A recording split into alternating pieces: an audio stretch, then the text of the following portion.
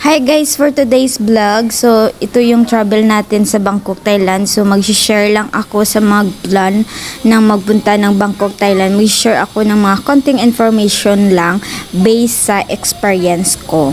Ayan, naka-check-in na kami guys. So dito sa duty free nila, bumili lang kami ng itong dadalhin namin na birthday cream na something para sa ano namin. And of course, kasi 1 o'clock pa yung namin, madaling araw yung flight namin papuntang Bangkok. So nagtambay muna kami dito sa Lotus Lounge. So again, ipapakita ko sa inyo kung ano yung meron dito sa Lotus Lounge.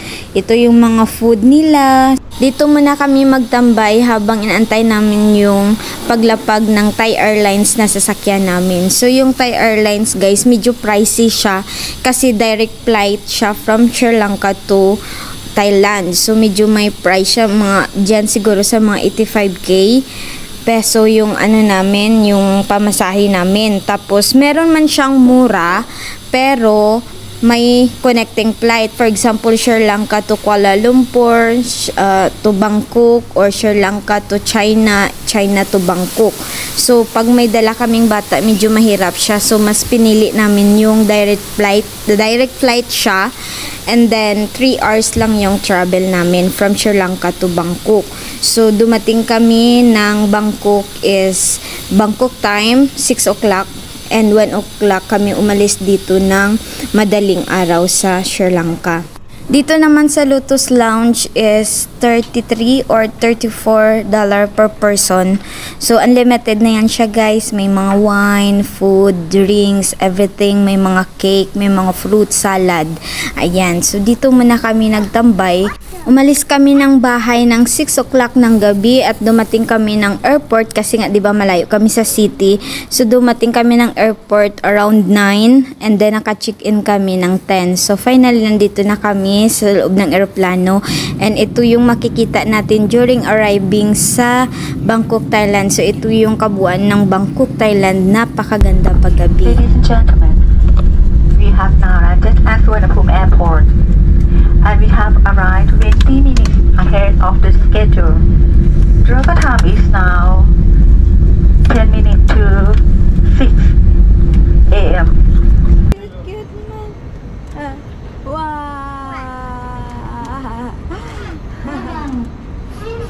Hello Thailand!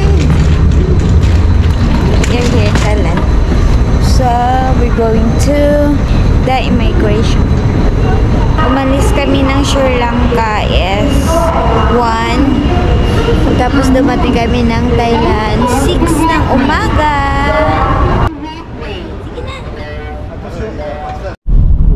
Yay! Sawadika!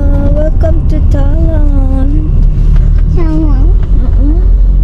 From airport, nag-travel kami ng 45 minutes going to Siloam City. Ang Siloam City kasi guys is napakagandang location para sa mga malalapit na tourist spot like mga temples and everything. So ito yung pinili ko na hotel kasi siya, accessible siya sa lahat. Napakaganda niya kasi sa baba ng hotel namin, merong Robinson Mall, merong grocery store, department store, exchange money, everything, and restaurant around. So napakaganda niya. Medyo pricey lang siya kasi ang nabayaran namin for 7 nights is 29,000 baht. So around 50,000 peso siya. With breakfast na yan siya. Ang Siloam City, lalo na pag family kayo o may mga bata na dala, perfect location siya. Pero pag single ka at saka gusto mo yung maingay na place, doon kayo sa Khao San Road. Tapos, bali ang magandang location is ang Siloam, ang Siam, at saka ang Pratunam or Sukhumvit.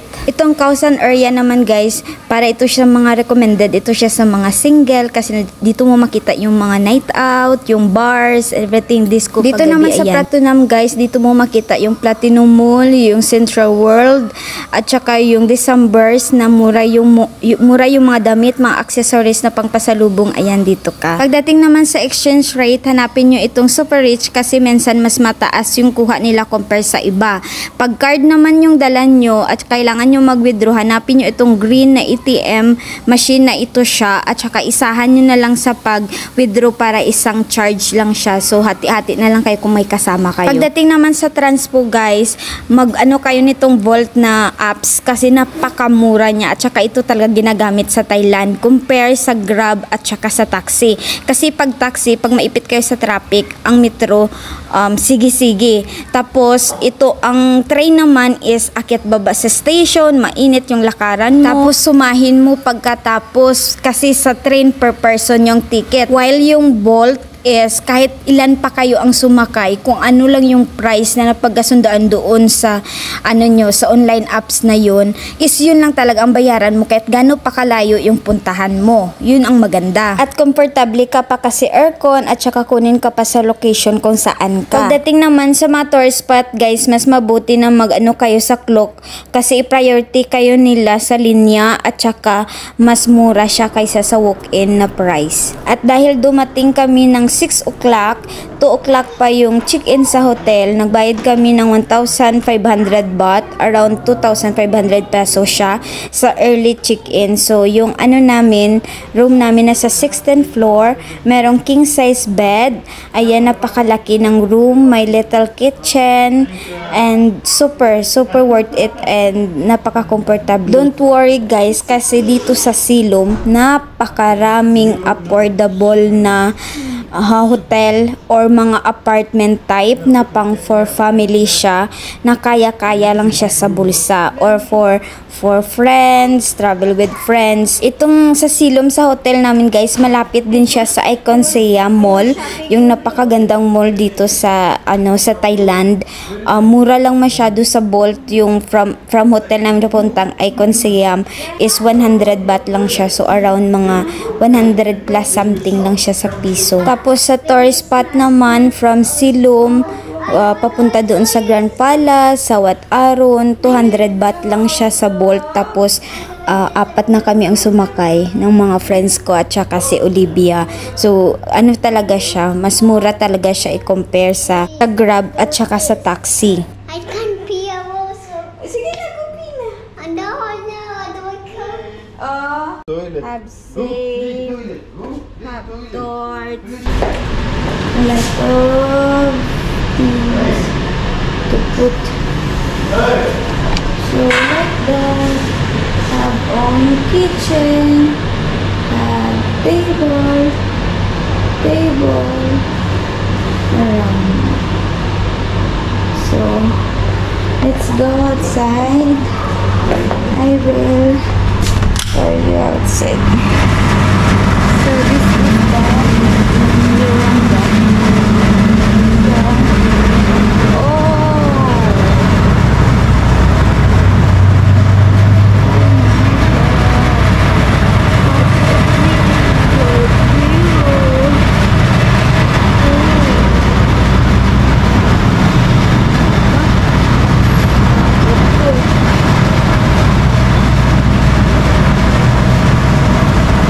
After niya, nagbaba muna ako kasi lunchtime, magbili ako ng food. So, may nakita ako dito na parang siya sa baba ng hotel. Ayan yung hotel namin. Sa baba, merong public market, yung mga store para sa Thai massage. Lahat na ata nandito na siya sa baba. At saka, ang binili ko ay yung parang lechon kawali siya at saka yung noodles nila na merong siomai siya. Ayan. Ang price nitong food ay 60 baht and na siya, may rice na siya at saka ulam. And after, itutur ko naman kayo anong meron sa baba ng hotel na to. Ang department store at saka yung change money at saka saan ako bumili ng SIM card. So, ito yung SIM card. Dito ako bumili for 1 week, 250 baht. And then, dito kami nag-change ng money sa harap niya lang din na mataas din yung nakuha niya. So, hindi na kami nagpunta doon sa iba. Hindi ako bumili sa airport ng SIM kasi mahal siya masyado. And then, sa loob pa lang ng airport, nag-book na kami. Tapos, may pick-up point kung saan kayo sasakay ng girent nyo na Bolt or Grab, ganun. So, dito naman sa baba, ito yung grocery store ng Robinson. Sa baba din ito siya ng hotel. And then, sa paggabi naman, may night market din siya sa gilid, sa labas mismo ng mall. Ito yung may mga food. Ayan, so hotel namin yan siya. Dito sa gilid niya, napakaraming food guys. May food court din sila. Tapos, mga damit, mga accessories, mga cellphone, something kailangan sa cellphone, mga perfume, basta lahat na nandito, mga damit like that. So, nandito kami sa pantihan guys. Nagtingin ako ng panty. Tapos, yung pagkarinig ko na 60 baht, umalis ako. Namahalan sa 60 baht.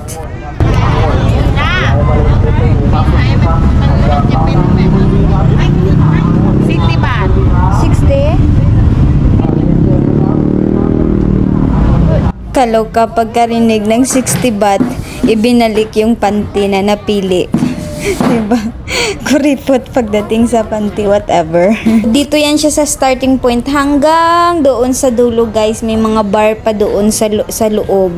Marami. Super good kung kailangan nyo ng mga headset. Yung pang-pa-beauty, meron din dito every night. Ito siya, mga cellphone, casing sa cellphone. Lahat-lahat nandito. And after, sa harap din ng namin, ng hotel, may nakita kaming Tom Yum restaurant na masarap dito guys. Super niya kasarap. Nakalimutan ko i-video ko ano yung name ng restaurant na ito. Napakasarap ng Tom Yum nila. As in, napakasarap. 3 times ata kami kumain dito. Every night dito kami kumakain. Ayan. So, yun yung hotel namin sa baba. Yung night market, yung mga store and everything. So, dito naman, ang in-order ko is yung pork legs Tom Yum, yung pinili ko na super kalambot yung paa ng baboy. Super talaga kasarap guys, promise. So, don't worry kasi pwede ka mag-request ng no spicy. Kung hindi mo kaya yung Thai spicy na food, ayan pwede. So, dito lang muna for today's vlog. Thank you for watching. Bye-bye!